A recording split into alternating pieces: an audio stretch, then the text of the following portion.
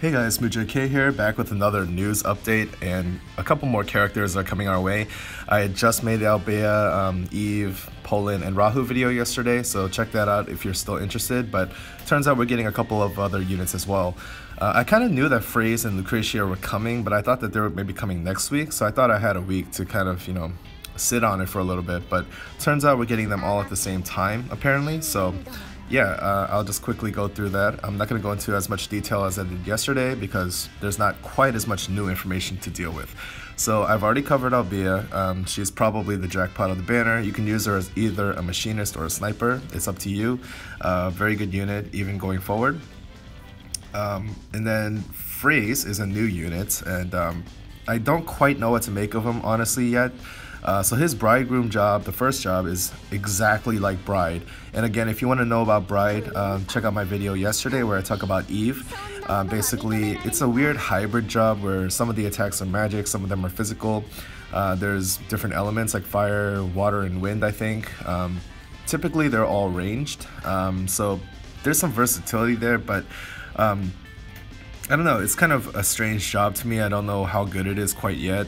His stats do kind of make it so that magic attacks are viable because he has a lot of magic attack, more so than physical attack actually, but there's no passives in his kit for extra magic, so the fact that a lot of his attacks are based on magic, I don't know how much damage he's actually going to be able to dish out. So yeah, I was first thinking maybe job 1 with single blade passive from Samurai and then the Guardian passive from Holy Cavalier, so he'd be both tanky and do a lot of extra damage. But if his abilities are based on magic, I don't know how useful that's going to be. So yeah, I'm kind of confused about this character honestly, but there's also the alternative of making him a Holy Cavalier, another tank of course, and I don't know.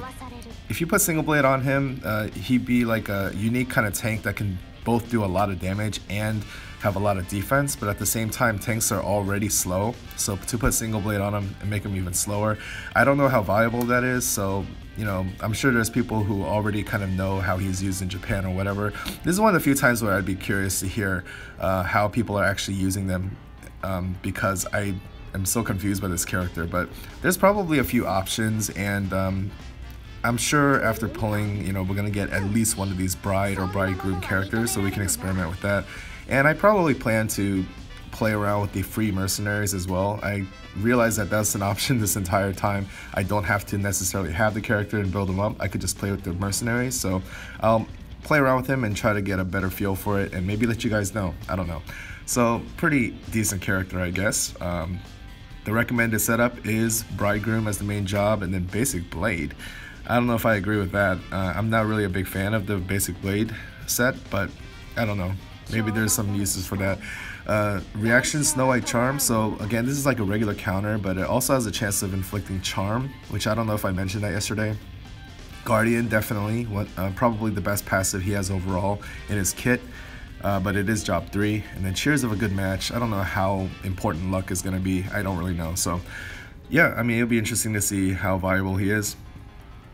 The next one is Lucretia, and again we have another bride character. This time it's I don't think that she's quite as much of a whale unit. I mean, her job 2 and 3 aren't quite as important, I think, as especially Eve was.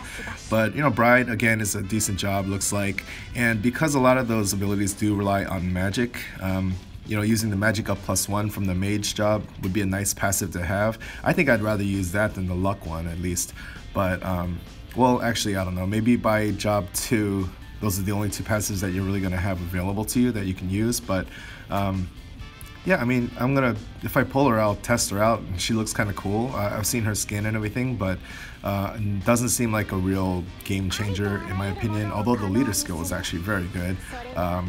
Physical attack by 50% for thunder units, so that could be a reason to have her. So yeah, I mean, her ability set, again, I'm not very familiar with Bride, but even just for the leader skill, I might want to pull at least one of her anyway, so yeah, that's pretty much it. The recommended setup, again, is Bride, basic spell casting. Interesting. So yeah, you're really going to be making use of her magic, both in her Bride job and as her sub-skill with the mage spells. Reaction ability, same thing. Cheers of a good match, again raises luck, and maybe that's probably the only thing really available to her that's very usable. And then Magica +1, so interesting character. Eve, again, we've already talked about her. Kind of a whale unit if you're going to try to get to Holy Brawler. It'll remain to be seen how viable Bride is, but they're recommending to use Bride and basic Chronomancy, which would only require the first 2 jobs. And in fact, none of the recommended setup is coming from the Holy Brawler. But I don't know how much of that is really marketing of them wanting you to pull the character, because we're all familiar with what Holy Brawlers can do anyway. But I'm thinking maybe this is actually true for now, like maybe this is a viable build, and then far into the future, once we get the enhanced Holy Brawler job, then you'll definitely want to have a job 3 unlocked for her, but for now maybe 1 and 2 is enough for her, so it'll be interesting to see. Again, I'm just speaking blind here. Another thing I want to talk about real quick is that we did get the 2nd installment of the Alchemist News channel episode, and yeah, I suggest that you go check it out. I'll leave a link in the description. I think that they were very endearing. And honestly, I mean, they seem more like real people, and they just seem like, you know, regular good guys and girls, and I don't know, they don't seem like all corporate and everything. They were actually reading some funny questions and making some jokes. Unfortunately, there were some audio issues apparently, but you know, they included subtitles so you could hear or you could figure out what they're saying. I suggest that you go watch it. They cover things like character stories, you know, hard shard farming, some of the future updates that we're going to be getting. Like in the next update, we're actually getting a quality of life update for multiplayer, which I have been wanting for a long time. So basically, you know, like, you do your turn, and then there could be a long wait for all the enemies to go, all your teammates to go, and then it's finally your turn all of a sudden. But you know, a lot of people don't necessarily have the time, or they're not able to stare at the screen the whole time waiting for their turn. But when your turn comes up, you know, it can just be sudden and you don't necessarily know about it. Well, what they're gonna do is they're gonna implement some kind of feature where you'll probably hear when it's your turn, or there'll be some kind of indicator when it's your turn, which is really going to help people. I think that'll also help with some of the AFK problems, because people just aren't paying attention all the time. So that was a really cool update that they talked about. And yeah, I mean, I think that as long as they continue communicating with the community like this, I think that they're definitely on the right track. And yeah, I'm starting to like these guys more and more as I see them, and they just seem very humble and down to earth. So yeah, definitely go check it out. I'll leave the link in there. We also got the 5-star potential unit summon ticket, which I don't know if it's like last time where it's kind of a guaranteed base 4-star at least, but why don't we go ahead and try it out, because I'm kind of curious. So yeah, we'll use this now. I'm gonna save the other ticket for tomorrow, just in case. I'm not sure how many gems I'm gonna be able to have, but I want to have like 1 extra shot at some of the banner units. So let's use this 5-star potential ticket. Yep, it's at least 4 stars right now. Seems to be the case, but I'm not sure if it's guaranteed. Alright, so I got a 4-star. Not really sure what I'm hoping for, honestly. Okay, I'll take a Chahaya, that's fine. I already got my Lucian up to job 3 as well as my Raida, so there's nothing super urgent for me. But yeah, I'll take it.